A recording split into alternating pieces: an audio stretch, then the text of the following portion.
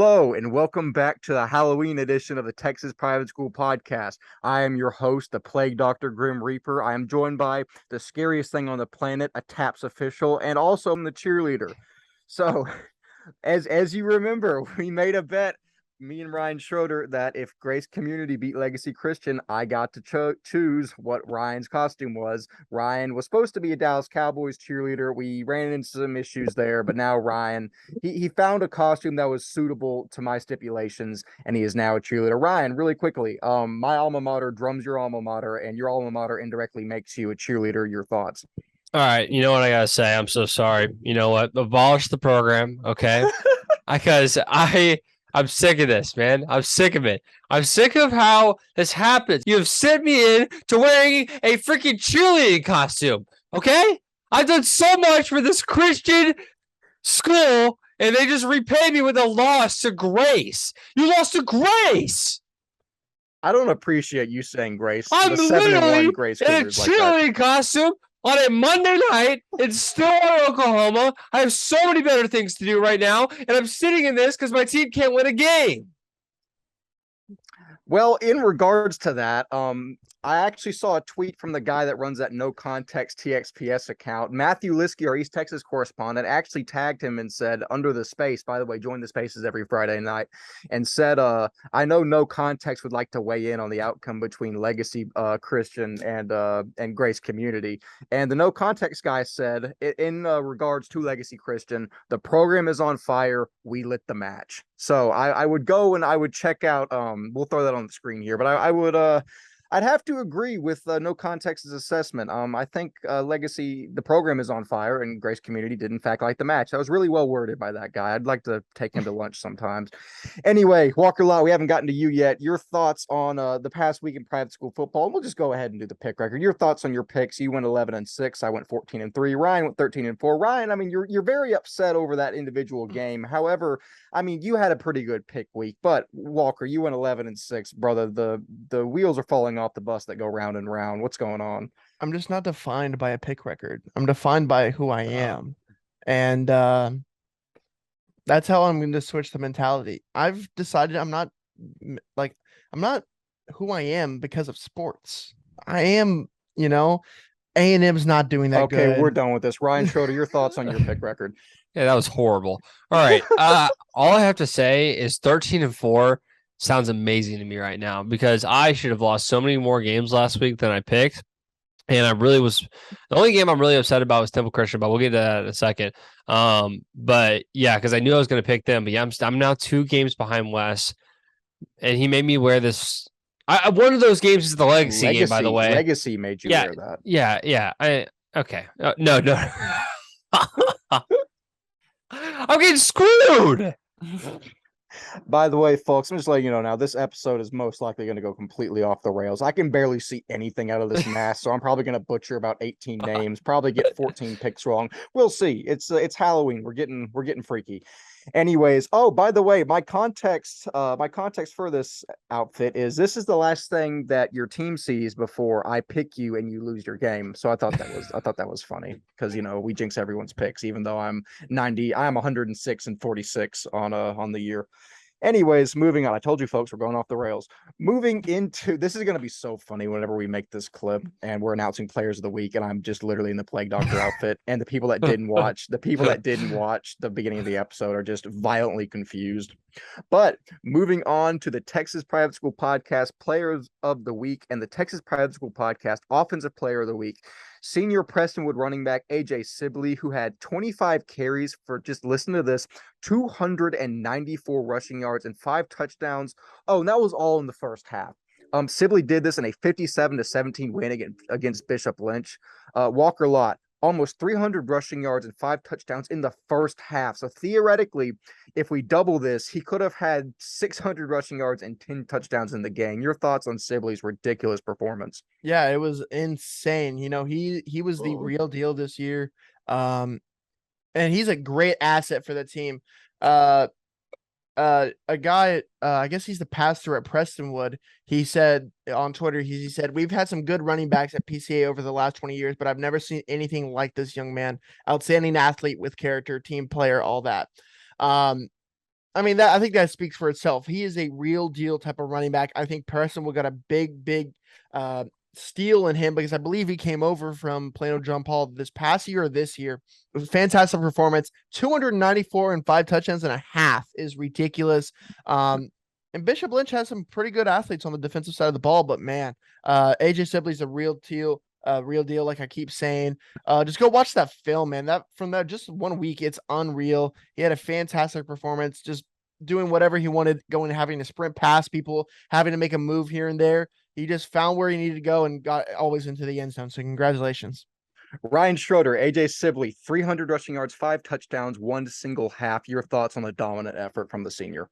I mean, what a great performance, man. You're going to get 300 yards and stuff like that and do 5 touchdowns. I mean, he was putting his team on the back in just the first half. I was the one that brought up Sibley a couple weeks ago, if y'all don't remember that. I brought up Sibley and how he's been going off for them. He's been having a great year this year. He's going to be probably a contender for what's called offensive player of the year in D1 for sure. Like I'm talking, this guy has been putting up a show.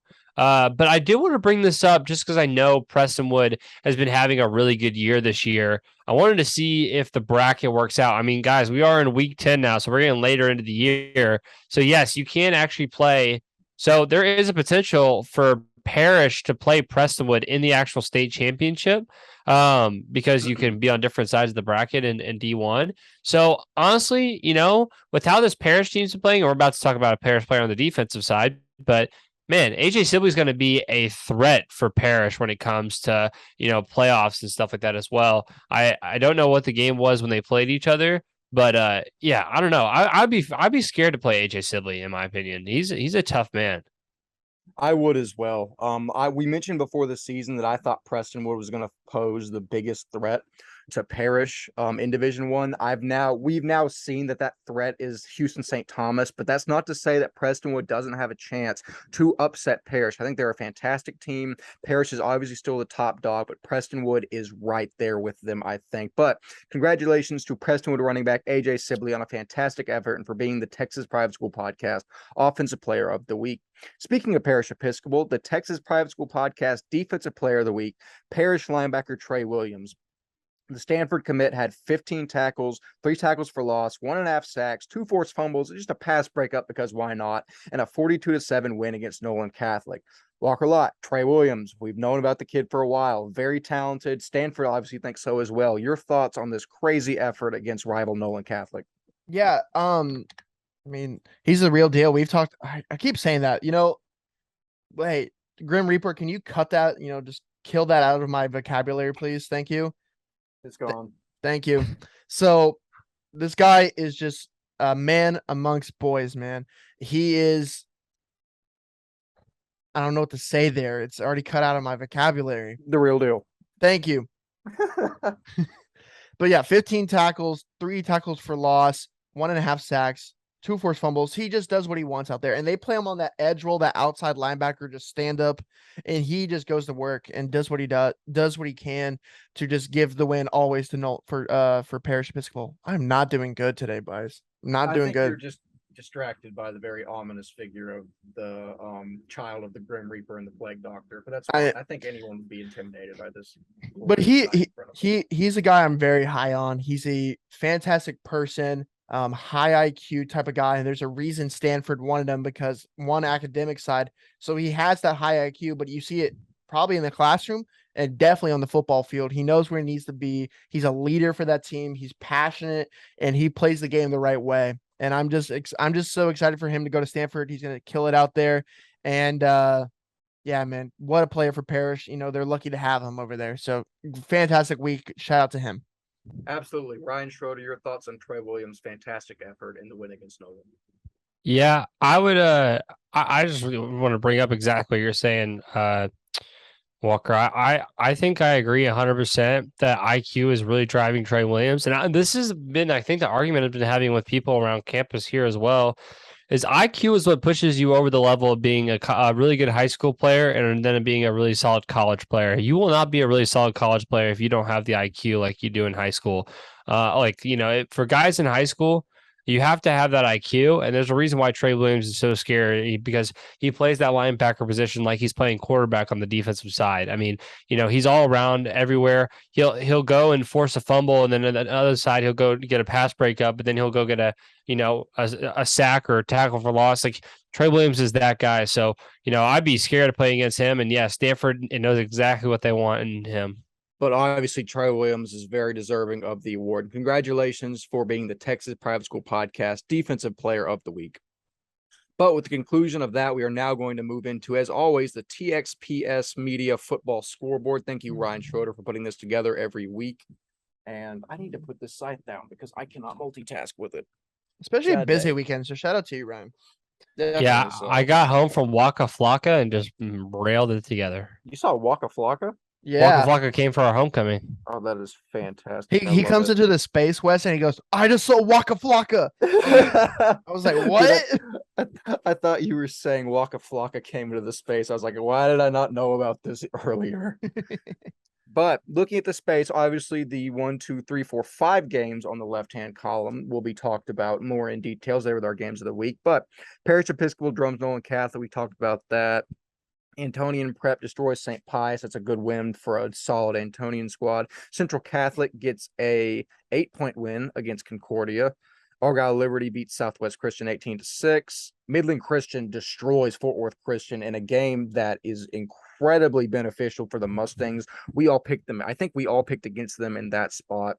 And I mean, Midland is proving yet again that they are not a forgotten team in Division II, and they are actually right there with Liberty for one of the best teams, Liberty and Regents. St. Joseph beats Hyde Park pretty handily.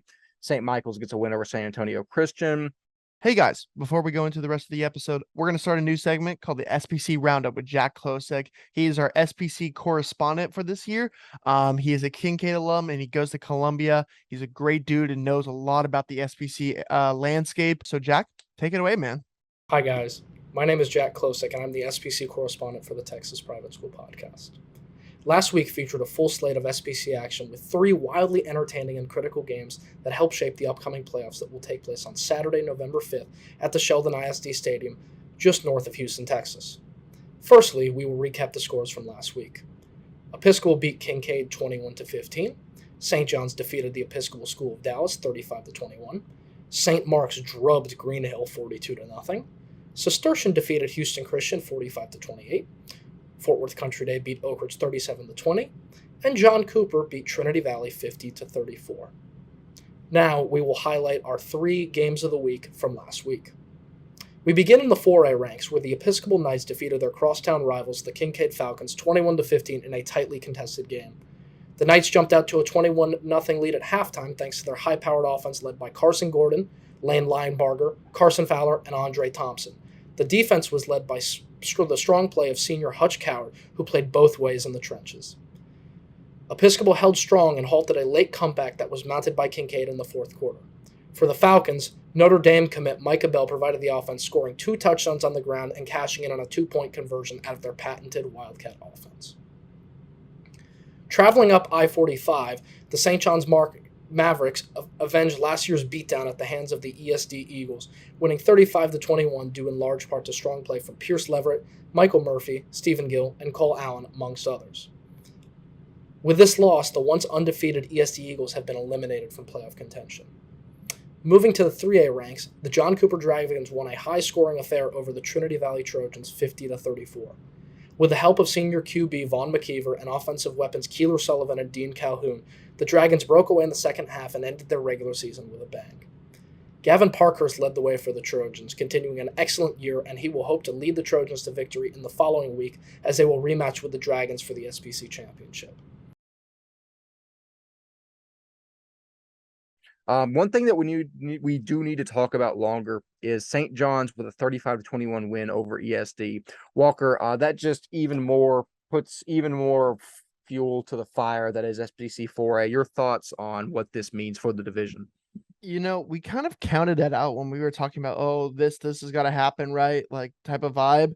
We kind of just already assumed ESD was going to beat St. John's, and they just caused some even more chaos to knock out the team that beat Episcopal out of even contention of going to the SBC championship. A team that went there last year was looking like the favorite every single week, and then the teams in Kinkaid and St. John's came up to Dallas, or ESD came down to Houston, and they just handled them pretty easily, man. ESD just, what a way to end their season. That's definitely not what they're looking forward to. I believe they have one last week this week, and then it's done for them. And what a legacy Patrick Burke has left at that school, with going to the state championship last year and then having a great season this year, just not finishing like they wanted to, man. It definitely hurts up there for the Eagles for sure. But you got to give credit to Cole Allen and Stephen Gill over there, man. They're really good players, and when they're hot, I mean, there's not a lot of teams that can stop those dudes. Definitely so. Ryan Schroeder, your thoughts on St. John's getting a big upset win over ESD? I mean, yeah, ESD is not going to like going down to Houston anymore, man. I mean, that's twice where they went down to Houston, and it's a scary trip now for them. I don't know what to say, because I was very high on ESD, and obviously I went to go see them play Sabine, and I thought they were a solid team, and that was Sabine. But not saying that ESD wasn't a solid team. These guys looked, in my opinion, looked pretty big. Patrick Burke looked like a stud. They had some defensive guys that played key roles. A couple pick sixes in the Sabine game had me, thinking that they were going to be, by far one of the favorites. They went undefeated last year in the regular season, 10-0, then played Kinkaid.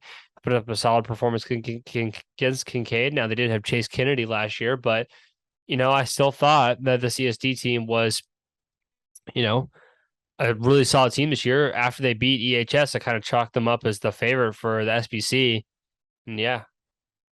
Yeah. Not so fast as what's his name said. Oh gosh. Lee Corso. I feel not so fast, my friend. I feel like you're Lee Corso with that bird you have on your face.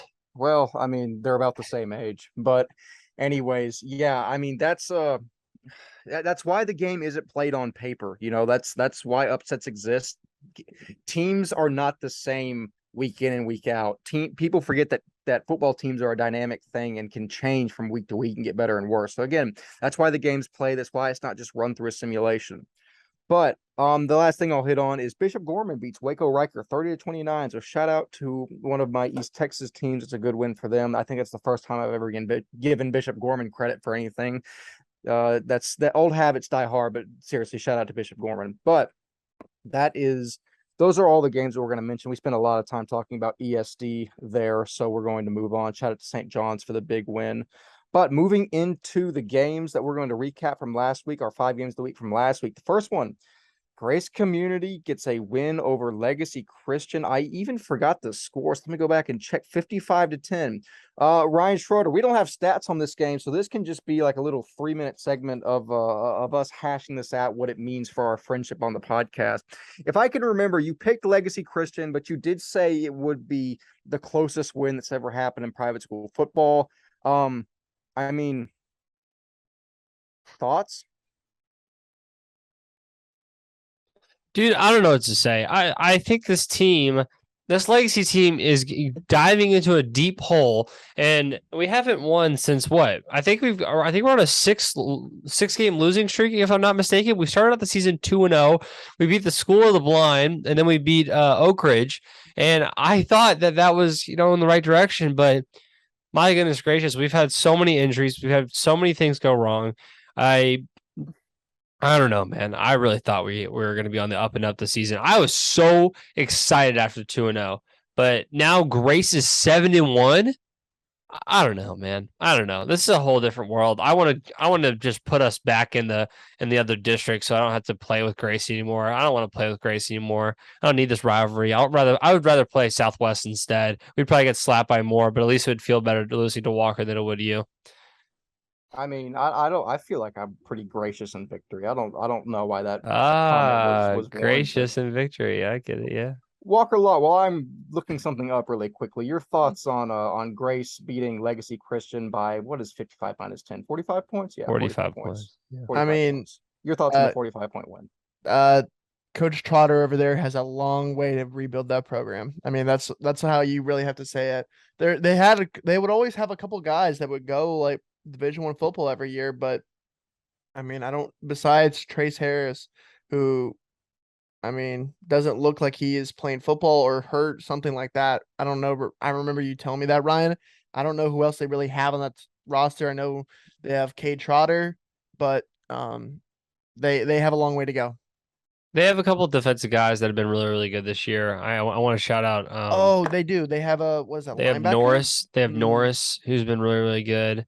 And what's it called? They have some other guys on that defensive side that's been pretty good. But yeah, you gotta put more points up on the offensive board, and you gotta basically give your defense a break and stuff like that. So it's been kind of hard for Legacy to give their defense a break when they can't put it in the end zone. Yeah, I mean, no context is pretty prophetic or philosophic, I should say, actually. With the all caps, the program is on fire, period. We lit the match. I mean, I don't think you can put it that much better than that. I think Grace Community might have lit the match that sets Legacy in flames, Ryan. Yeah, take him on a date already, man. Yeah, hey, man, I just like his tweets. Oh, yeah, by the way, all right. This guy needs to stop talking, man. He says out too much random stuff. I do like the jerseys for Frisco. Is that what we're resorting to? That's all right. Let's just get to the next game. I can't do this. For what it's worth, in 2018, via simulation, Grace Community would beat Legacy Christian 42-28 on a neutral field.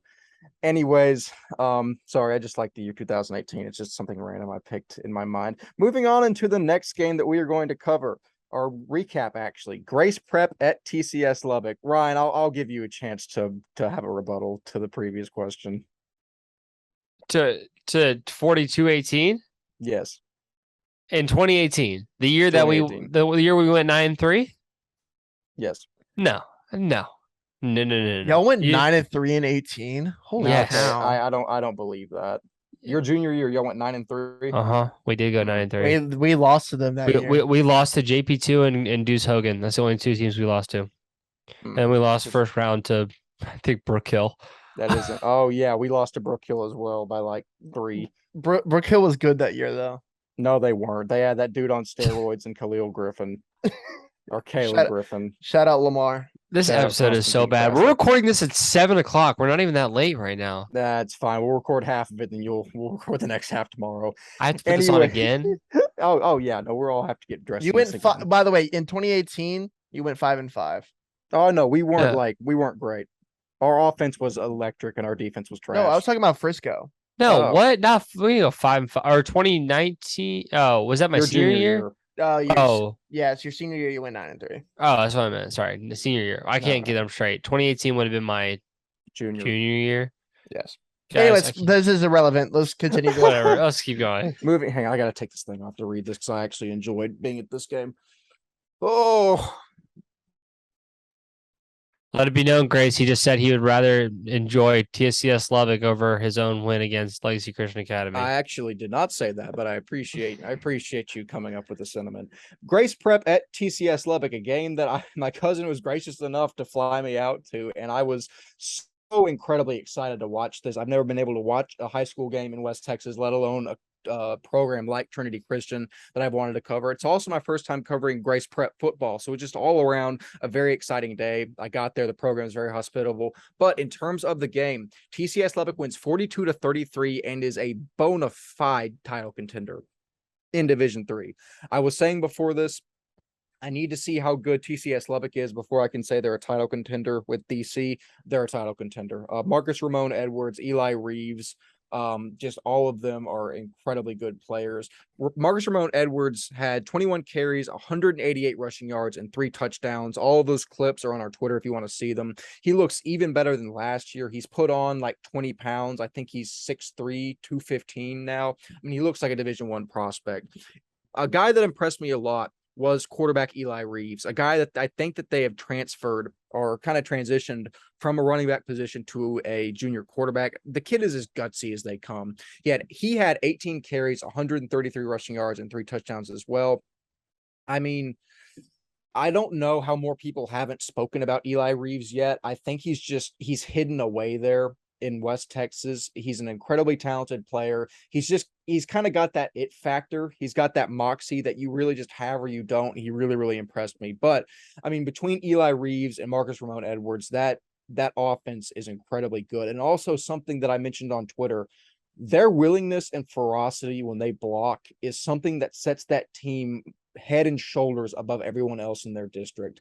I mean, they get after it. I'll find a tweet here later, but I went back watching clips and saw one of Marcus's runs, and 3 guys have just incredibly just challenging blocks that they meet, and they just absolutely flatten their opponents. But in terms of other guys on that TCS Lubbock team, Hunter Maston, Eli Davis, Cade Hayes, Zach Anthony, all incredibly good players. But talking about Grace Prep, because they only lost 42-33 against the second best team in D3, in my opinion. Their passing attack is the most complete and might be the best, barring DC in Division 3. You know, Jalen Talton went 24 for 33, 333 yards, 3 touchdowns, and 2 rushing touchdowns. Caden Leahy had 6 receptions, 147 yards and a touchdown. Mathis had 10 receptions, 95 yards, and 2 touchdowns. Leahy also on the defensive end had one of the hardest hits I've seen live this year. That kid is a freak. But at the end of the day, I've talked way too much already. Both teams are great. Trinity Christian is just better in the spot. Walker Lott, since I just spoke a ton on that, quickly your thoughts on TCS Lubbock and Grace Prep. Yeah, there's not much to say. You know, I said on the space, if you need to go watch it, that TCS Lubbock versus DC probably semifinal matchup is going to be one to watch. And I don't care where I am in the state of Texas, I'll be watching it or I will be at that game. That's my plan for that, Friday night. Absolutely. Ryan Schroeder, your thoughts on this game? Yeah, not a lot to say. Shout out Marcus Ramon Edwards. Shout out Eli Reeves. Shout out Jalen Talton.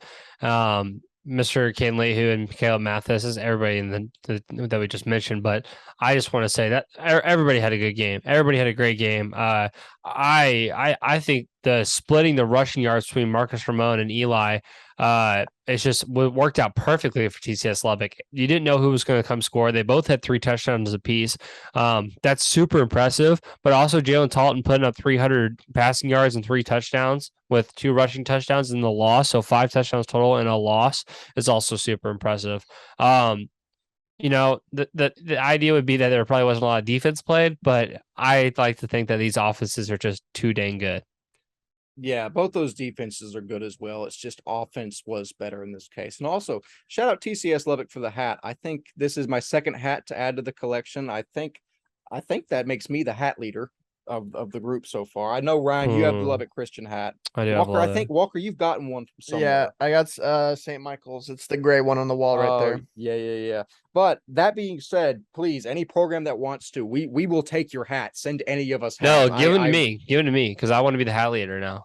No, I want to be the hat leader. I want to be the hat leader. I like how I just made this a race. But okay. TCS hat has to go back over there because I'm too scared of messing it up. Anyways, next game we're going to recap. Episcopal at Kinkaid.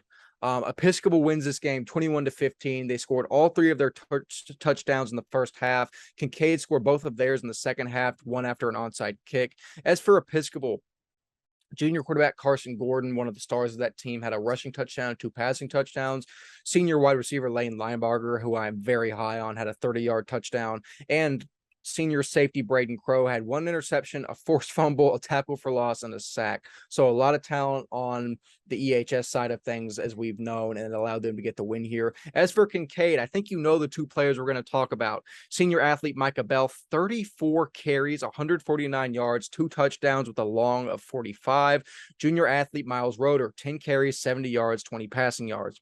So, Walker, Episcopal gets a closer than expected, but also much needed win against a very gritty Kinkaid team. Your thoughts on the matchup? Yeah, that's how I would describe this team as gritty. I mean, they are like, Episcopal went up 21 points in that first half. And I believe at the half, it was around 21-0.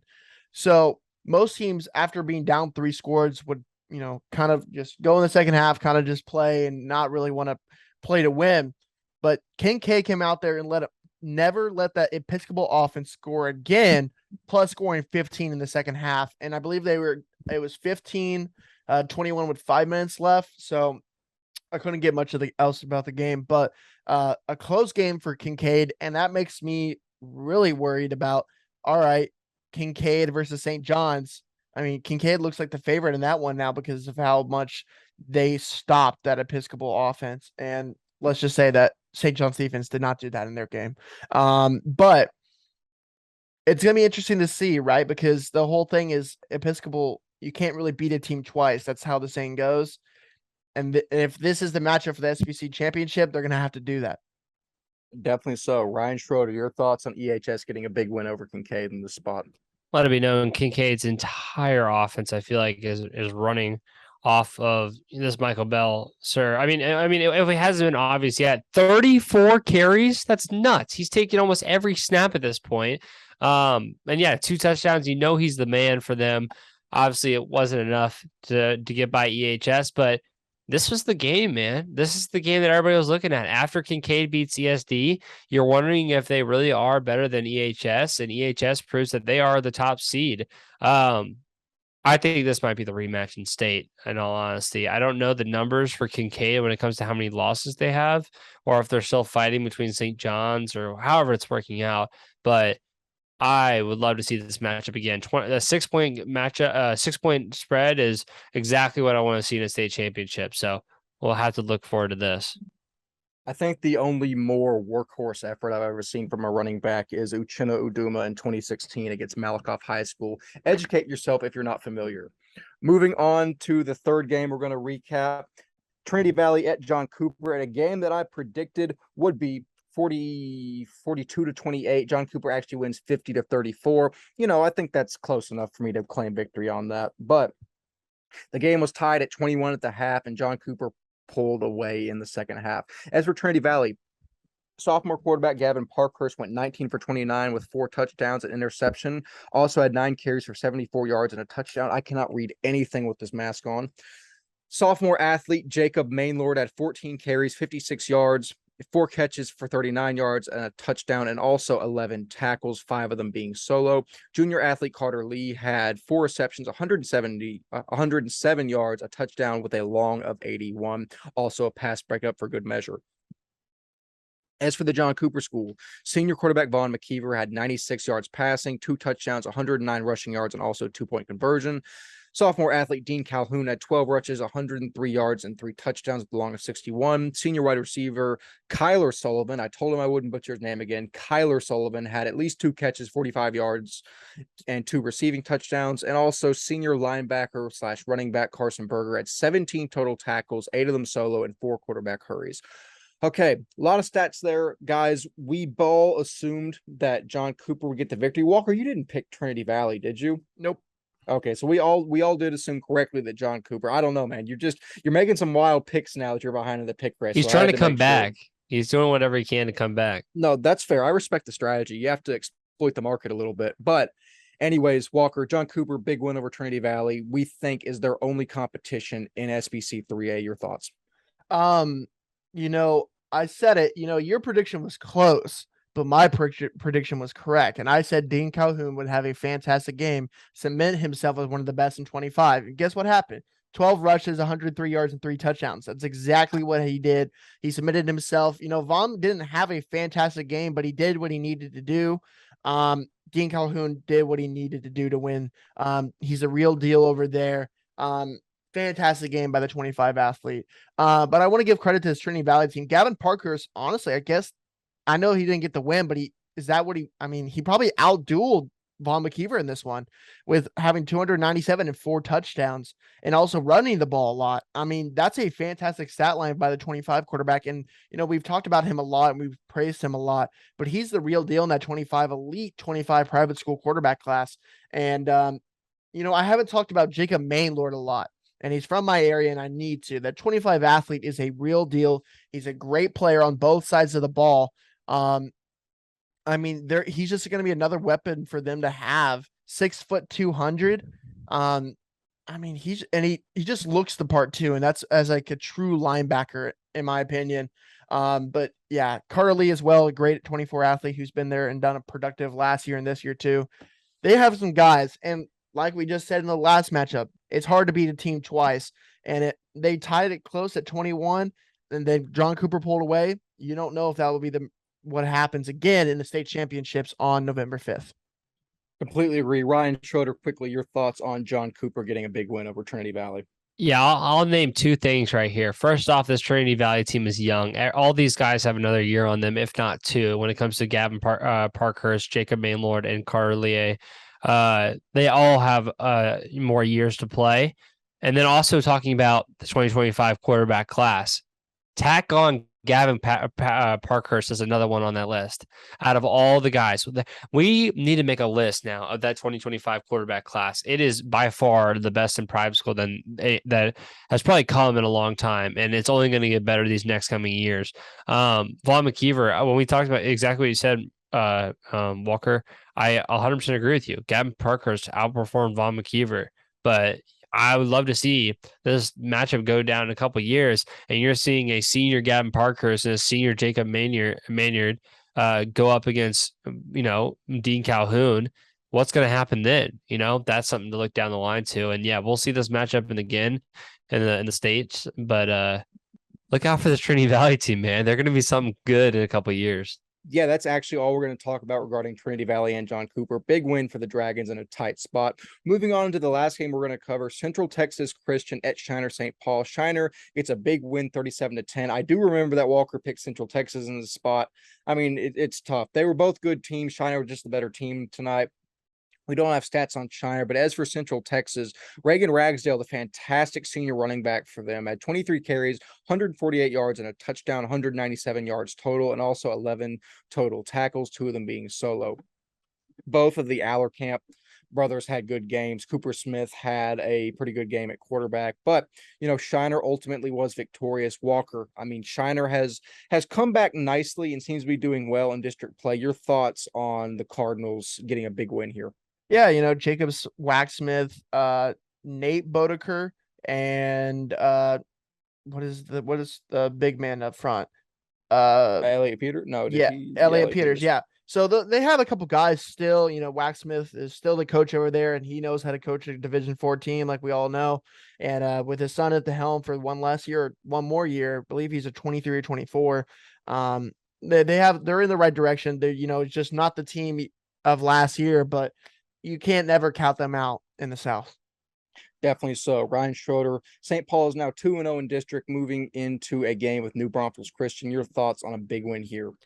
I don't fault Walker at all for picking Central Texas in this game. 6-1 coming into this game. You play a hard Shiner St. Paul team, a team that is known for winning state championships, and a team that just knows how to win. I was back and forth on this game myself. I did pick Shiner to win this one, and they did win by 27. But yeah, going into this game, it was kind of a toss-up, and I think Shiner just came out there and kind of showed what was happening. But yeah, Central Texas, they still got some guys on that team. Shout out Reagan Ragsdale.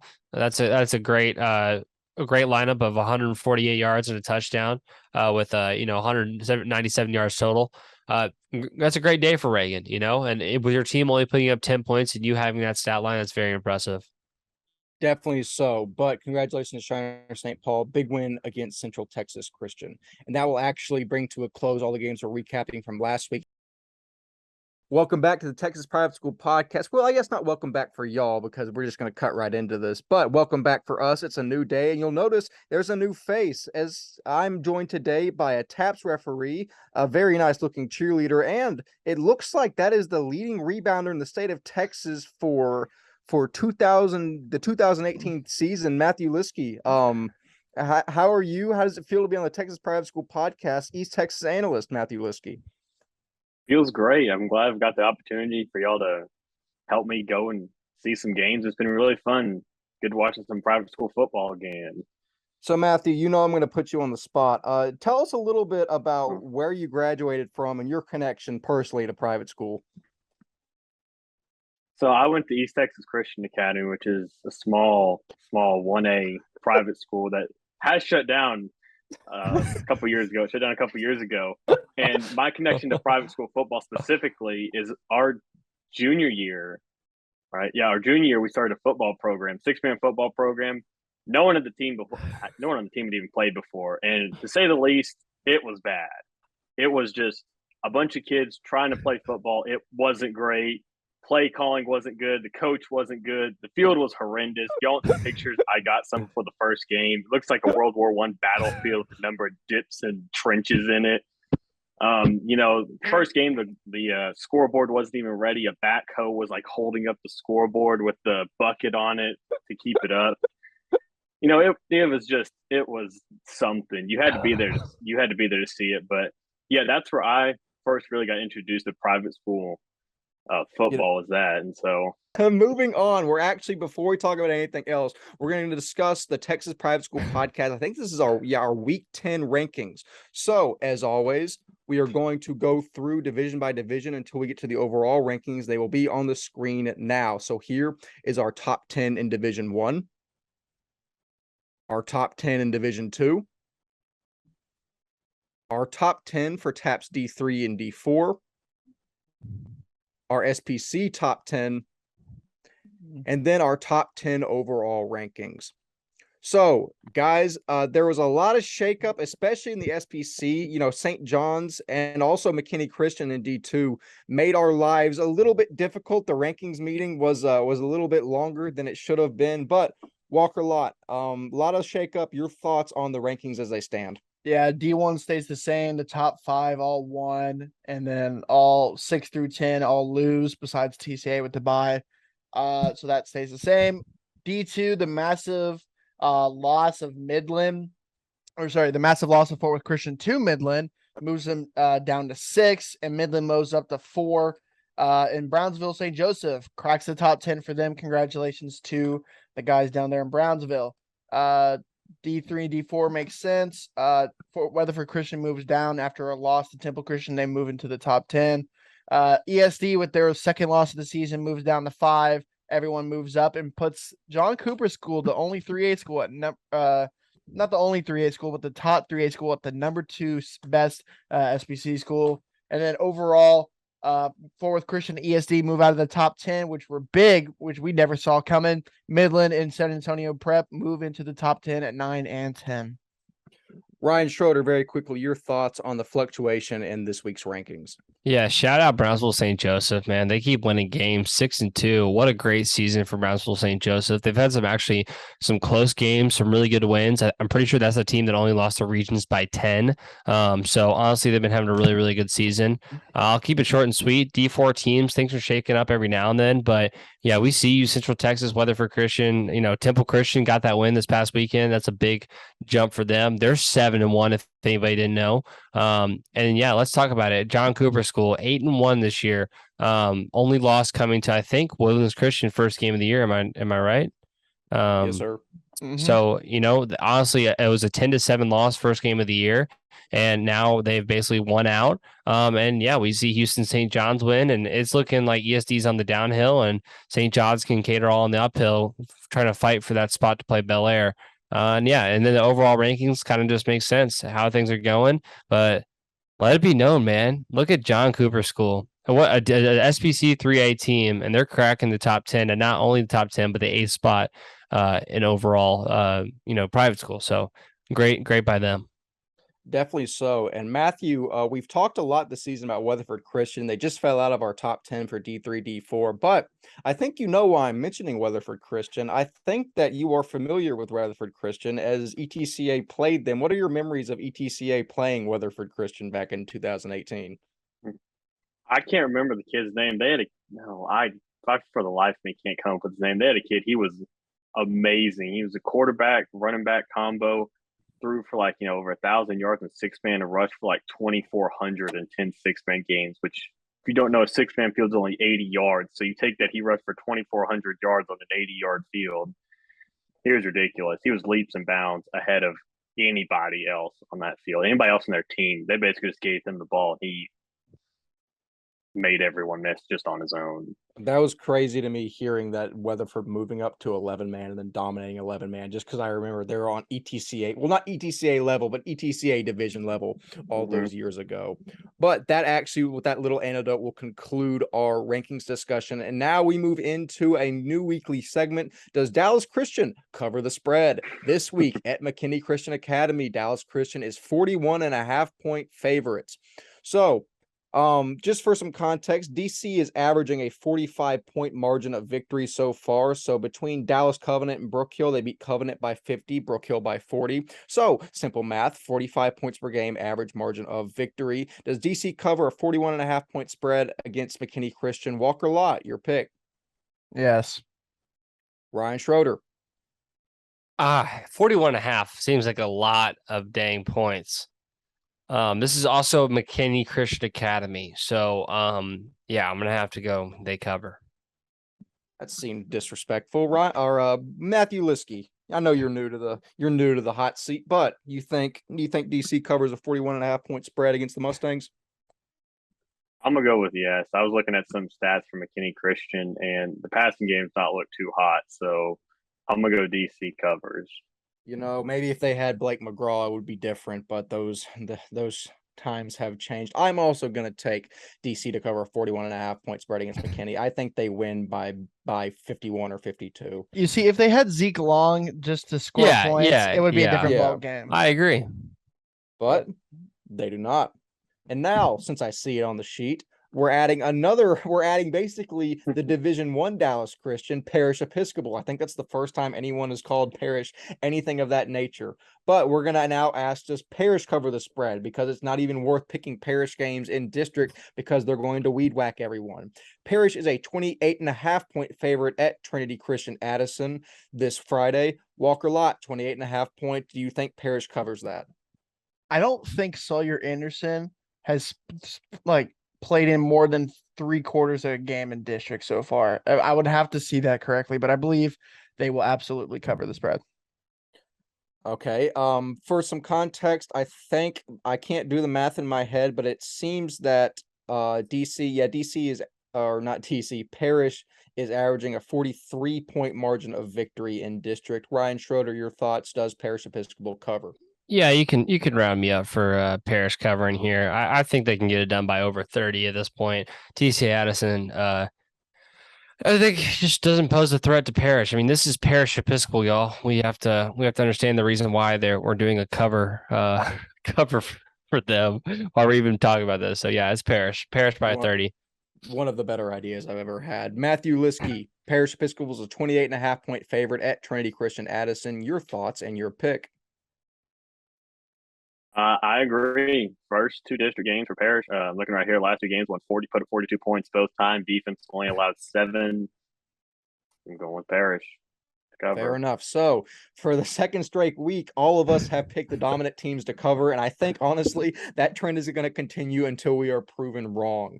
But moving on, we actually have a very fun segment for the last part of our other news.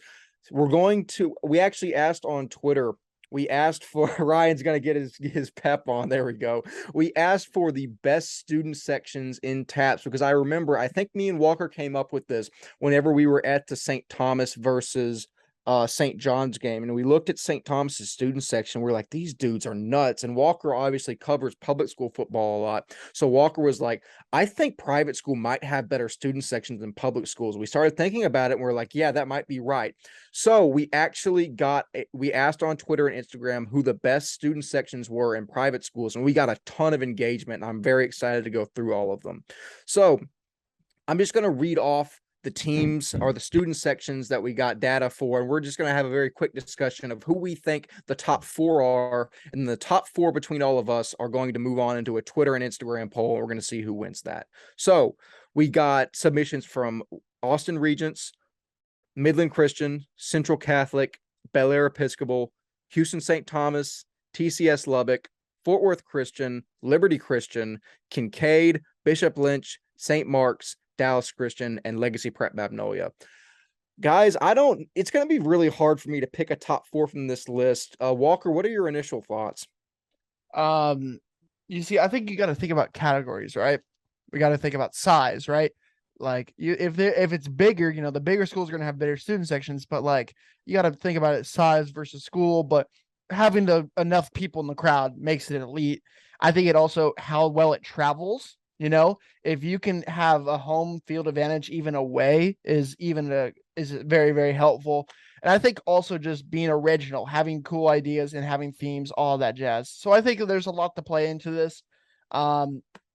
in my time, I think just going through, I know Regents comes on to the socials very, very passionately.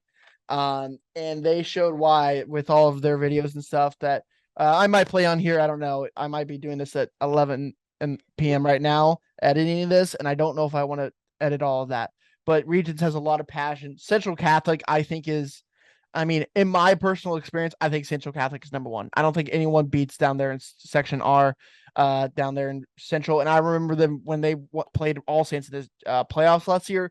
They had a good amount of people that traveled, and I know like they have like 4 people that lead it too, that like are kind of like their yell leaders. They're really, really sick. They have a really good student section, and it's an all boys school, but they still have, I'm guessing, like their sister school come over and support. Like that crowd gets really, really lit. EHS as the gong squad. They have the 4 people that have the gong, and it's a gong. That's just awesome. And I know St. Mark's has the super fan men, and that's just so much fun to have. I know they're legendary in the game. And the only other one that I really know well about is Fort Worth Christian. They always really travel well. And then Midland. No one ever wanted to go up to Midland and play because 1, it's the drive, and then 2, it's one of the toughest places to play probably in all the taps. They're rowdy, especially in basketball too. But their student section is fun. I will give them that. That is very fun from what I remember playing at Midland. Definitely so. Okay, so we gotta pick 4, and I'm just gonna read through it and let's get y'all's thoughts really quickly. I think Regents and Central Catholic are locks. Do I have any pushback from any of y'all on that? What was it? We gotta need I to hear it think again. Regents and Central Catholic are locks. We're picking the top 4. Yeah, I can agree with that. Okay, so Regents and Central are locks. Is EHS a lock? Going to watch St. Thomas. I think St. Thomas had a better student section though. Bet. Okay. Yeah. I Yeah, mean, do you remember that? That was like their student section was from top to bottom of a good size thing, and they had like cannons, and they had the 4 guys with the cowboy hats with like the overalls all wearing it. That was elite. Like that's a really good student section. Okay, so what I'll say, I think for the 4th spot, it's between Midland, EHS, and Liberty. I do think it's Midland, EHS, and Liberty. I haven't seen enough on Fort Worth Christian to know. What about Ryan? What do you think about Fort Worth Christian? Okay, I like Fort Worth Christian. They traveled well. They all went to Grapevine, and then they were really hype at their own place as well. Also, when we played them back in basketball back in the day, it was kind of rowdy the entire time, and I actually hated playing. Like I hated being there. So I have Fort Worth Christian. I want to put in a pick though. I want to put St. Mark's. I think St. Mark's, they have a whole Twitter account. I mean, a lot of these guys have like Twitter accounts and Instagram accounts, but super fan men. Yeah, I mean, we've known about them for like ever at this point. I mean, super fan men has been a thing for a long time. I am scrolling currently on TXPS Basketball, which is a affiliated account with our podcast, and I'm trying to find if I have some stuff on here of when I went to go cover St. Mark's. It was insane. They were literally the hypest student section I've ever been around for basketball wise. And they have my vote for sure when it comes to St. Mark's and whether they have a top student section for football and basketball. Okay, so I have an idea. So we have basically a playoff poll to get the 4th spot between Midland, EHS, Liberty, why don't we just do 2 polls, like with 4 and 4, and we do our top 8, and then the winner wins it all next week. Yeah, I'm fine with that. We'll do top 8. Okay, so after some quick deliberation, we have decided that we're going to make a poll of the top 8 student sections, and you, the viewers, are going to vote on Twitter to see who is the best. The top 8 will be Regents, Midland Christian, Central Catholic, Episcopal out of Bel Air, St. Thomas, Fort Worth Christian, Liberty Christian Argyle, and Dallas St. Mark's. So those top 8 will be on Twitter here in the next week or so, and y'all will get to vote on who is the best. So that actually is going to wrap up all of our other news section. And now we get into the part of the episode that everyone's waiting for, the games of the week. Matthew, you ready to be a guest picker and display some of your knowledge here? Oh yeah, I feel like a great, one of them college game day people don't got a clue what's going on, but I can pick some games. Well, Oh, okay, so but so before Lee we go Corso. into it, Matthew, did you over your time have any experiences with some really good student sections, like to add on to that? I'm gonna have to go with student sections, no, but two people in particular, yes. So it was our senior night in basketball. It was Steven, one of our friends from school, ETCA, and Wes were over there. It was our senior night, and we were playing, I think it was Regents out of Nacogdoches. And they were sitting they pulled up two basically like folding chairs or living room chairs, like 3 inches from the court in the corner of the 3-point line on the left hand side. There's one poor kid. Every time Regents was on that Number end, he'd 11. go in the corner. His only job was to stand there and shoot threes. I guess he was their sharpshooter. But every time he got in the corner, Wes and Steve would stand up, get like 2 inches from behind him, and go, "Don't blow it, kid. It's your only chance. They're all counting on you." And they'd get right up there. And I think the entire game, that team from the corner shot maybe like 0 for 15 on three on that corner only. Now, on the other end, the kid would make it just fine. But on that end, he could not make a shot. They were in his head the entire night. Okay, so I've got to add a little bit more to this because this is one of my favorite stories of all time. So, basically, me and this kid Steven Johnson, we were causing havoc that entire night. There wasn't a student section; the two of us were the student section. So basically, I think we were like yelling at the kids on the court, and at some point, one of the kids yelled back at us, and I got up and I yelled at him, "Talk to me when you get out of TAPS 1A." And that kind of stopped the whole game. People didn't like that very much. But then fast forward like 2 months later, the coach of Regents Nacogdoches tried to complain to the TAPS athletic board that the ETCA student section was too rowdy and needed to be sanctioned. And the ETCA head basketball coach said, number one, it was two people, and one of them doesn't even go to the school. So that's the story of me putting a kid from Regents Nacogdoches in a mental blender. Anyways, moving on into our games of the week. The first one we're going to cover, Fort Worth All Saints at Argyle Liberty. Fort Worth All Saints is 3-4 and 1-1 in district. Argyle Liberty is 8-1 and 2-0 in district. The line is Liberty favored by 6.5. Listen, if you would have asked me to pick this game in the preseason, I would have taken All Saints by 20. But that's not how the season's transpired. However, after writing off All Saints following that bad loss to now 1-7 Nolan Catholic, they have a 2-point loss to Midland Christian in district, as well as a big 37-21 win over Walker's Southwest Christian Eagles last week. Sorry, buddy. Liberty has gone undefeated through their first two district contests and looked very strong behind quarterback Jacob Vaughn, who is an absolute weapon for that Warriors squad. In this spot, I got to take Witten's Warriors with Argyle Liberty. I do think that they're going to beat All Saints here. I think 6.5 is an appropriate spread. They're both very talented teams, but I have to go with Argyle Liberty in this spot. Walker Lott, your thoughts? I'll go Liberty. I mean, I think they've been fantastic for a reason. They're the top of Division 2 in our rankings for a reason. I think they're so hot over these past couple of weeks, and they're just going to stay hot going into the last week of the season. I love it. Ryan Schroeder?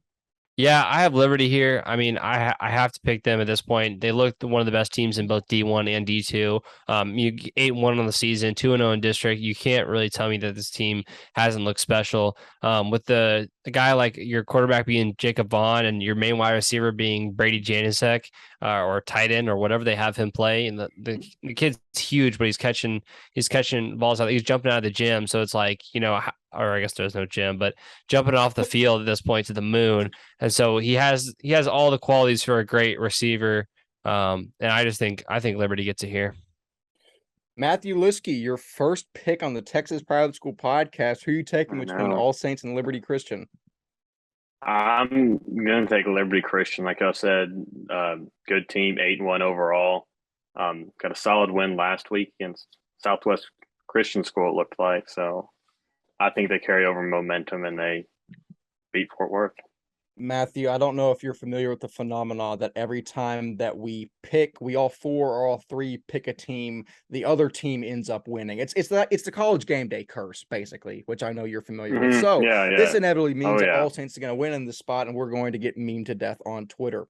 Moving on into the next Indeed. game, and quite frankly, the best game this week, in my personal opinion. Dallas Bishop Dunne at Grace Community School played at Clyde Perkins Stadium in the Rose capital of the world. Dunne is 6-2, 2-0 in district. Grace Community is 7-1, 1-1 in district. Matthew Lieske will actually be at this game this week and will give us his analysis here in a second.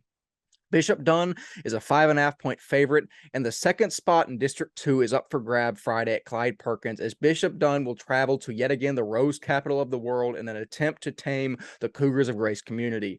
There is talent all over the field in this one. Dunne fields Jeremiah Horn, 1 Million Aguilar, Shandon King, among others. They are very adamant about their elite pass defense on Twitter, and that claim will be tested by JT Williams, Reed Alexander, Grant Turner, and Nick Stewart. Lieske, I know you've done some research into this game and you're very excited to cover it. What do you know and what do you have to bring context into this contest that'll take place on Friday? Yeah, I got a couple of things here. So first off, Bishop Dunne, not really an aired out team at all. They have only 953 passing yards the entire season through 8 games, which if you know high school football at all, that's not a lot through 8 games. But the key is here is, like you said, Horn and King, a combined about 260 carries for 2,200 yards and 26 touchdowns on the ground.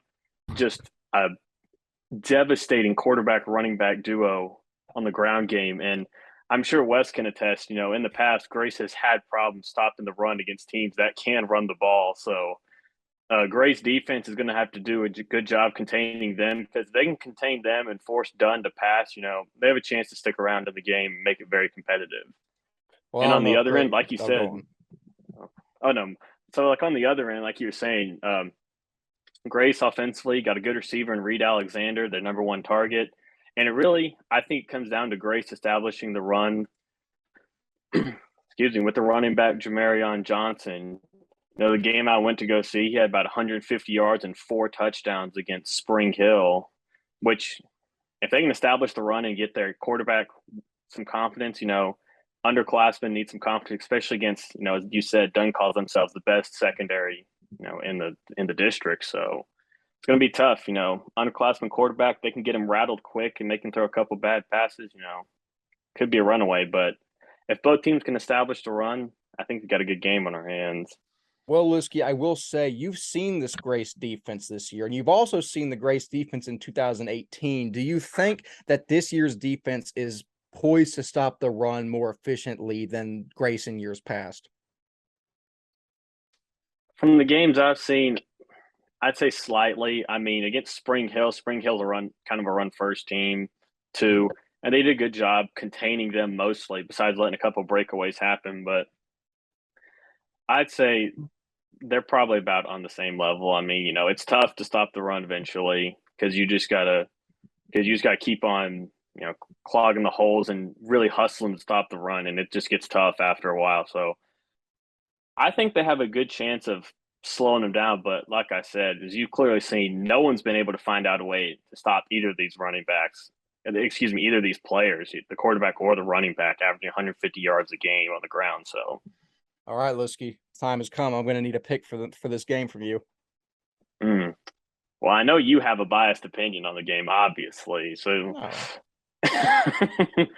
I'm gonna have to go. It's going to pain West. I'm going to go with Dunne here.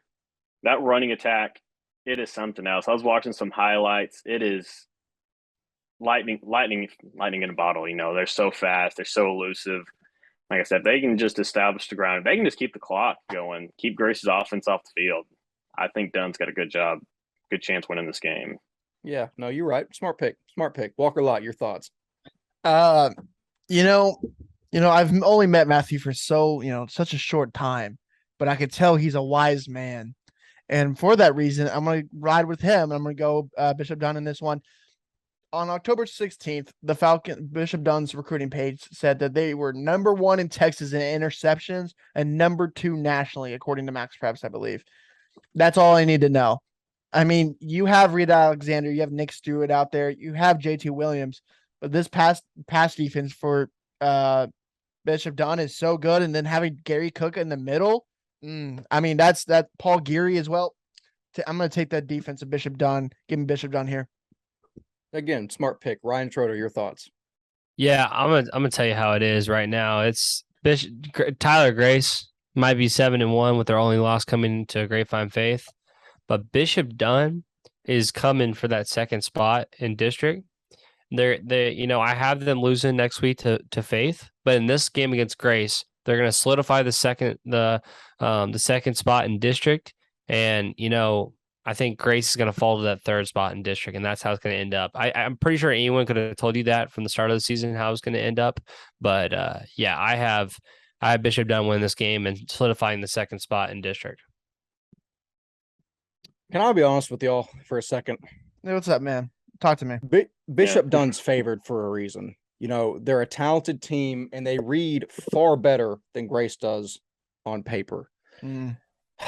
I've already shown that I'm willing to put my pride aside and pick against the alma mater that I hold so dearly. Before that, let me take y'all back to Friday, October 26, 2018. Grace Community versus TK Gorman. Gorman is the favorite in every single metric, projection, and paper you can find, as they were every single year they played Grace. The reviews read, and I quote, "I think the Crusaders score too many here to be caught this week, though." TK Gorman wins 42-30. Matthew, if you don't mind me asking, how did that game turn out with Grace Community versus Gorman in 2018? I'm trying to remember. Was that the Chase Crumpton game? It was the Chase Crumpton game. Y'all won, didn't you? Grace wins 30-28. Grace thrives as the underdog. Grace is going to shock the world on Friday. Give me Grace Community. Give me the points. Give me Reed Alexander. Give me JT Williams. Give me Grant Turner. Give me Jamarion Johnson. Give me the entire Cougars team. Grace Community wins. Grace is the second best team in this district, and will prove it on Friday. Hot take. No. Lukewarm at best. Grace is never the underdog. Okay. All right. Moving forward. Next game, Fort Worth Christian, who is 5-2, against Southwest Christian, who is 4-4. Both teams are 0-2 in district. Southwest Christian is a 1.5-point favorite. Fort Worth Christian looked to be a title contender until they hit district and dropped the first two to Liberty and then Midland.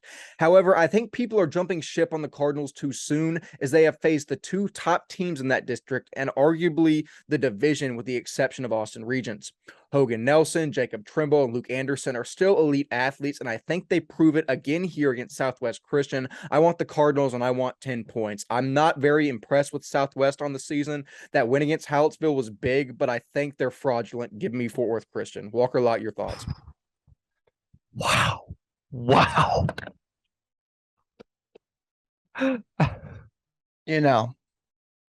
That's wild. That's a wild accusation. that was actually nuts. I shouldn't have picked this coming off the heels of the Grace game. I'm fired up.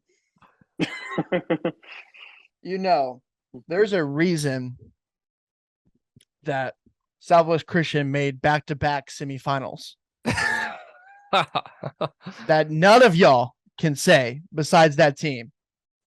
You cannot either. I can't either, but those guys can.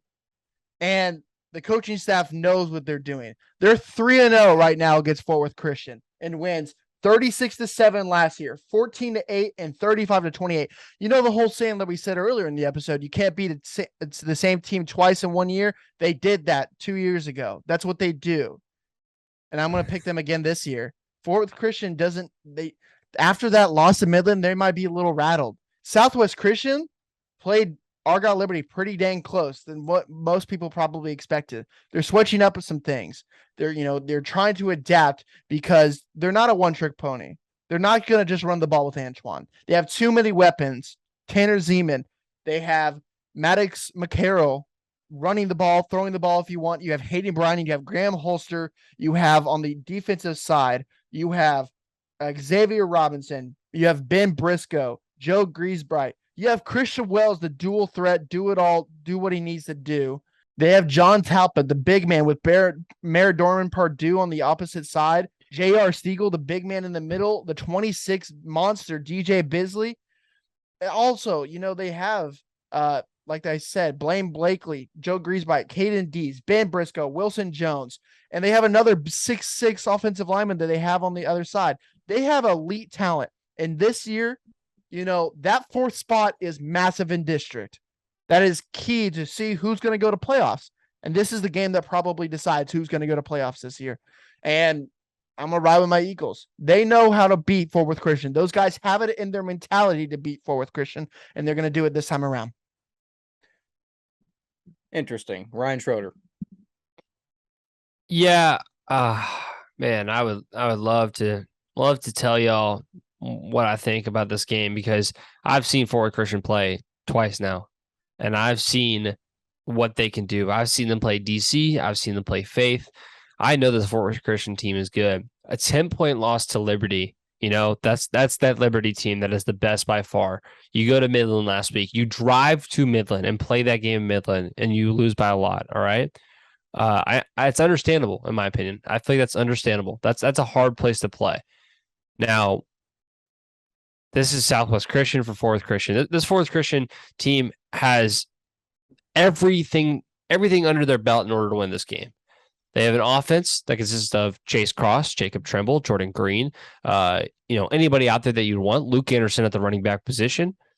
They have everything you could want on an offense. A defensive side, how about you go put Luke Anderson back on the defensive side of the ball? And then how about you have, basically now Jordan Green and Jacob Trimble playing corner / safety. And then you have Jacob Trimble returning your punts and your kickoffs on special teams. This team is so good at fixing the need spots where they need to be. Southwest Christian, though, has guys that I've seen, transform into better players. Christian Wells is a guy that we've seen transform over the years, right? However, I'm not sold on Southwest Christian. I am sold on this Fort Worth Christian team, and I have been ever since I saw them beat DC. It's a home matchup. Fort Worth Christian, the rivalry of Fort Worth. Give me Fort Worth Christian. Now this is a big rivalry. This is gonna be lit. This is gonna be a good one. It's going to be very heated. So now we get to turn to a completely unbiased stander. Matthew Lieske, your thoughts on Fort Worth Christian versus Southwest Christian? Who wins the game? I'm going to go, like I said, very unbiased opinion, not a lot of knowledge. I'm going to go Fort Worth Christian. I'm riding with Wes here on Fort Worth Christian. I mean, like you said, 5-2, started out hot. And they did play Liberty close. And like y'all said, Midland's a tough game. Drive out to the middle of nowhere and play a game out there. I mean, it's tough. Tough game. I know Wes knows the feeling. Easy. I got Fort Worth Christian.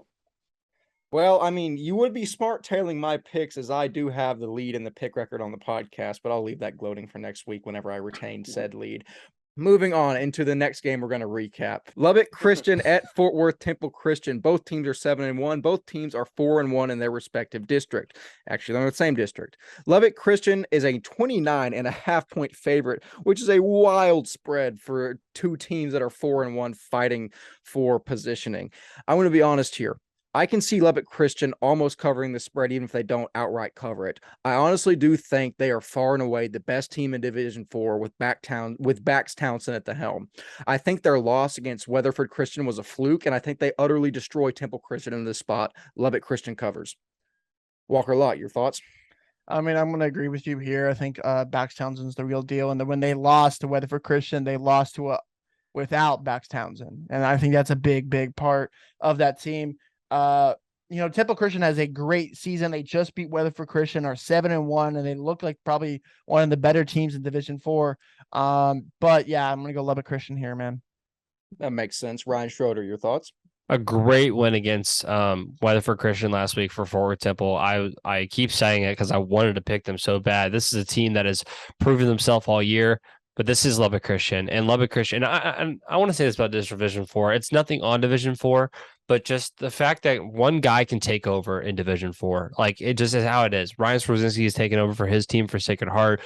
Bax Townsend takes over for his team at Lubbock Christian. There's a lot of guys that just kind of take over in Division 4, and they know how to lead a team. There's other guys on the team that are definitely scoring with them and being these big players. But you have to know you have to have a leader. You have to have a guy that's running your team with you. And I have to say Bax Townsend is that guy for Lubbock Christian. So I have Lubbock Christian here. Matthew Lieske, the last pick. Your thoughts? Well, I know Wes loves using the transitive property whenever we come to comparing teams. So I'm not going to do that. But if you wanted to, Lubbock Christian beat Riker Catholic 63 zip, and Temple beat them 33-13. So, transitive property states, that. But I'm not going to do that. Just, I know how much Wes hates that. I'm going to have to go with Lubbock Christian. I saw Wes. That's where you went last week, right? Lubbock Christian? I went to Lubbock Trinity, actually. Lubbock Trinity, excuse me. Yeah, I looked at the Lubbock Christian schedule. They look solid. They've been blowing teams out that I've seen. So I'm going to take Lubbock Christian. Don't worry, Matthew. Just get behind me, tell all my picks. I'll take you to the promised land. We'll go. Yeah, I got a question. That's what I do every week. So It is. What's the question, Matthew? Is this the same? Is this Temple? This is Temple Christian Eagles out of Fort Worth, right? Yes. It is. Oh God, did y'all play them? We played them in basketball my freshman year in a tournament. I was like, Temple Christian. I was like, this name sounds so familiar. I know this name from somewhere. Yeah, they played in freshman in basketball with like half our team missing. How'd that go? Well, we roll up to the tournament, and our three best players are missing. So you got freshman Matthew and Josh. The freshman Josh, he's like 5'6", $140, right? Freshman Matthew's probably 5'8", $170, soaking wet. I go up against a mammoth. This guy's a football lineman for Trinity Christian playing center. He's like, no joke, 6'3", 250. This dude is huge, and I'm a freshman going up against him, and he just I don't know how many rebounds he had that game. I felt good. I had like 12, and I thought I was doing good. But for the record, we did hold a lead over them. I got fouled the first possession, made 1 out of 2 free throws, up 1-0, and I think they went on a 35-0 run to end the half. So it was solid. And that is why we have Matthew Lieske on, to get you a look into what happens in the gutter of taps. It is a beautiful, beautiful perspective to have on. But moving forward, we're actually absolutely.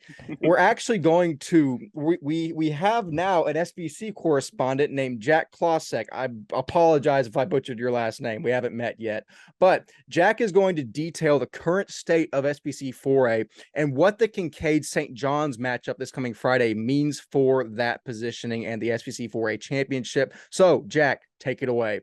This Friday night, on October 28th, the Kinkaid Falcons and St. John's Mavericks will clash in their annual game at Rice University Stadium. The Mavericks will play as the home team and are seeking their first win over Kinkaid in a decade. They come in at 7-2 after a huge win over the Episcopal School of Dallas, and with their high-powered offense, they look to knock off Kinkaid. Former Kinkaid offensive coordinator Kevin Velcher has done an incredible job in his tenure at St. John's, turning their program around and giving them their best chance to play for a title in many years. Kinkaid, on the other hand, has had a slow start to the season, but they have regained their footing and are coming off 2 close games versus Episcopal School of Dallas and Episcopal of Bel Air, where they went 1-1. Led by head coach Nathan Larned, the Falcons have played great defensively throughout the season and have held opponents such as Episcopal, Little Cypress Mauriceville, Episcopal School of Dallas, and Jasper to 21 points or fewer. Kinkaid comes in at 5-4 and seeks to return to the SBC title game and rematch with the Episcopal Knights. Kinkaid has not missed out on the title game since 2016. This game should be a tight one as each team's season is on the line. We will see if the Falcons will rematch with the Eagles or if St. John's finally climbs the mountain and reaches the title game after a long drought. But for me, I'm a Falcon for life. Ride or die, Falcon pride runs deep. I got Kinkaid winning. This has been the SPC Report with Jack Klosek. I look forward to seeing you guys next week. Thank you, Jack, for that detailed explanation. And yeah, like Jack said, this game is incredibly important. The winner of this game will go into the SBC 4A championship to play Episcopal Bel Air. So as for the game itself, Kinkaid is 5-4, 2-1 in district. St. John's is 7-2 and also 2-1 in district. Kinkaid is a 7.5-point favorite. I'm going to be honest again. I'm screwed either way I go here. I've picked against both of these teams way too much, but at least I have to pick one of them in this spot. And in this case, I want Kinkaid. Micah Bell is a phenom, and that rushing attack is nothing short of ferocious. Miles Schroeder is also a crazy, underrated class of 24, who is arguably the best player on this Falcons team.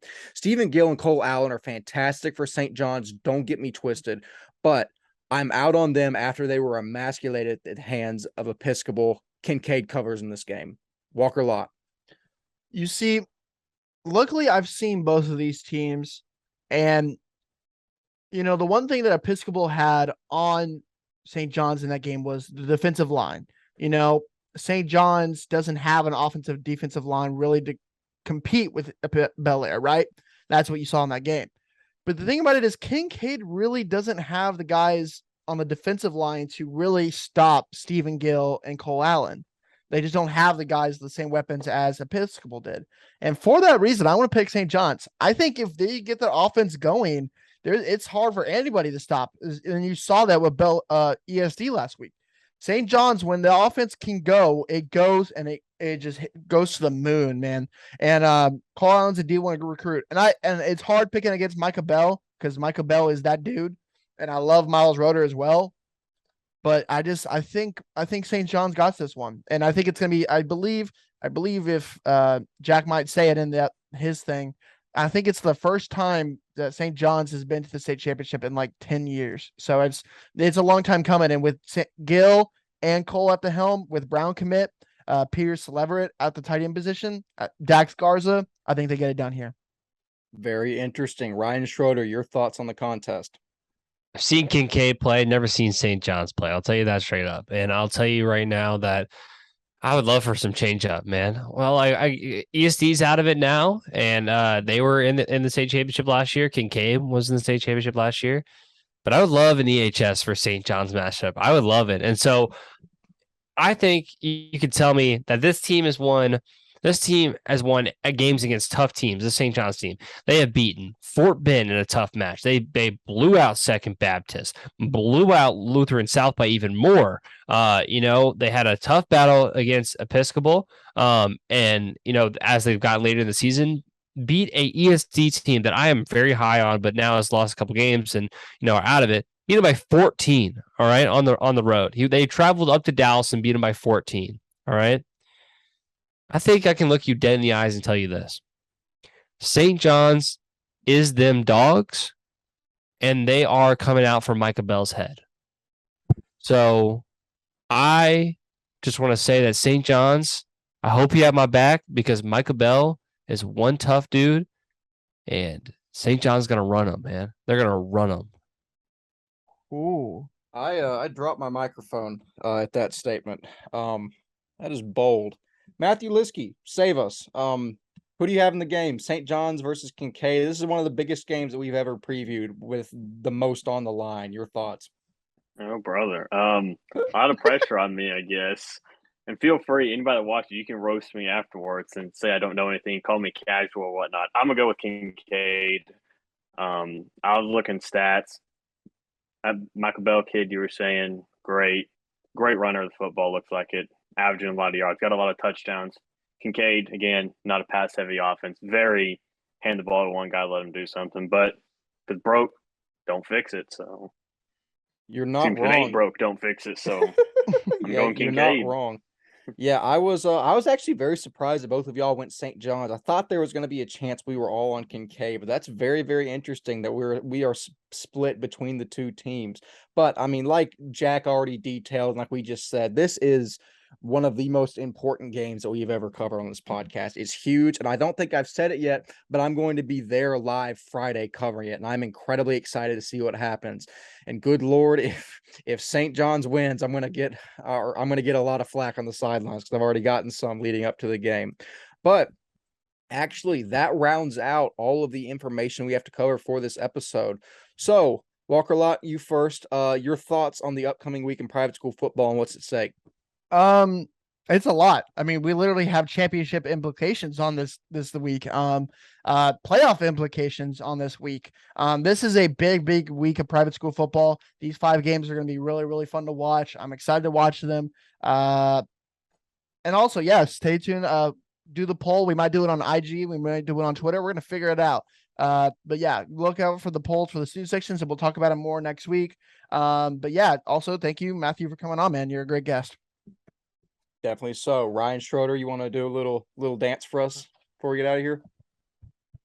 No, you won't get a dance out of me. This is already enough. And shout out Legacy for making me wear this. And only thing I have to say now is, now that we're talking about this SBC game, I just gotta say, change the SBC playoff rules, man. I'm gonna keep saying it until it's dead, man. I would love to see a Final Four this year between St. John's, ESD, Kinkaid, and EHS. Let's change the rules. Let's make it what's it called, a Final Four. I would love that instead. So sorry, but this is a huge game this weekend. Would love to see a Final Four.